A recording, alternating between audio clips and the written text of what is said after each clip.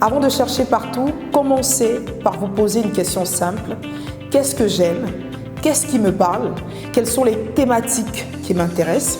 Ça peut être l'éducation, la santé, le sport, etc. Choisissez 2 à 3 centres d'intérêt maximum, donc inutile de vous éparpiller. Pourquoi c'est important? Parce qu'on travaille mieux sur un sujet qui nous parle. On est naturellement plus curieux, plus motivé, plus inspiré quand on traite des thématiques qu'on comprend ou qui nous touchent personnellement. Étape 2, utilisez des critères pour générer des idées à partir de vos centres d'intérêt. Vous allez maintenant vous poser les bonnes questions en vous appuyant sur ces critères qui s'affichent à l'écran. Ce sont des critères qui vont vous servir de boussole. Ils vont vous aider à identifier ce qui est pertinent, intéressant et racontable dans l'actualité. Donc, premier critère, l'opportunité. Dans l'opportunité, ce qu'on cherche à comprendre, c'est ce qui est nouveau ou imminent. Qu'est-ce qui vient de se passer récemment? Y a-t-il un événement prévu dans les jours ou semaines à venir? Est-ce que c'est le bon moment pour en parler dans ce contexte? Deuxième critère, l'impact. Ce qu'on cherche à comprendre ici, c'est ce que ça change pour les gens. Qui est concerné par ce sujet? Est-ce que ça touche beaucoup de monde? Y a-t-il des conséquences importantes pour la société ou une communauté? Troisième critère, la proximité, c'est ce qui se passe près de vous. Est-ce que ça se passe dans ma ville, dans mon quartier, dans ma région? Est-ce que cela touche directement les gens autour de moi?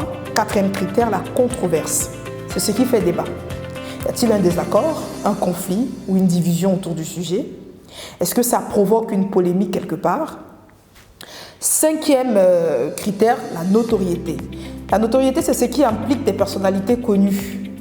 Donc, une célébrité, un artiste, un politicien ou une institution est-elle concernée? Est-ce que la notoriété attire l'attention sur le sujet? Le sixième point, c'est l'actualité. L'actualité, c'est ce dont tout le monde parle en ce moment. Est-ce que c'est une tendance actuelle? Est-ce que le sujet est dans l'air du temps, souvent évoqué dans les médias ou sur les réseaux sociaux? Le septième point, c'est insolite.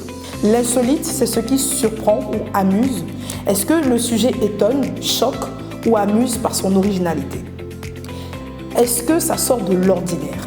Étape 3, choisissez vos centres d'intérêt avec ces critères. Prenez l'un de vos centres d'intérêt puis posez-lui les 7 questions. Nous allons faire un exemple ensemble. Si votre centre d'intérêt est la culture, vous pouvez vous demander qu'est-ce qui vient de se passer ou va arriver bientôt dans le monde culturel à Abidjan.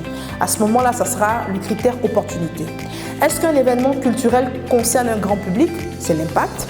Y a-t-il un événement culturel près de chez moi? La proximité. Y a-t-il des tensions ou des polémiques dans le secteur culturel? La controverse.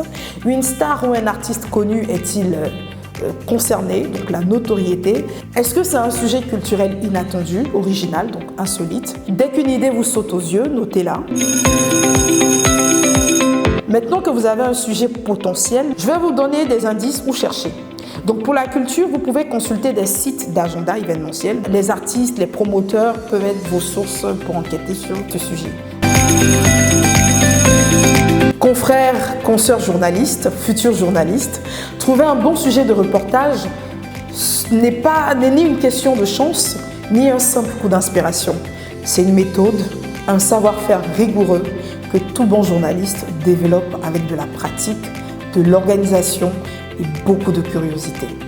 Et si vous appliquez cette méthode, vous verrez que vos sujets seront plus pertinents, plus originaux et surtout plus percutants. Mais attention, une fois le sujet trouvé, le travail ne fait que commencer. Il vous faut maintenant identifier un angle clair. Que voulez-vous montrer exactement? Quelle facette du sujet mérite d'être mise en lumière? Puis, après avoir trouvé l'angle, il faut pitcher. Donc, il s'agit d'expliquer votre sujet de manière claire, concise et convaincante à votre rédaction pour qu'il soit validé, réalisé. N'oubliez pas de vous abonner à mes différentes pages, liker, commenter, partager, mais surtout, continuer d'aimer ce métier. C'est un beau métier. On ne s'ennuie pas en tout cas. Merci pour l'intérêt accordé. On se retrouve très bientôt. Vous souhaitez en apprendre davantage sur le journalisme?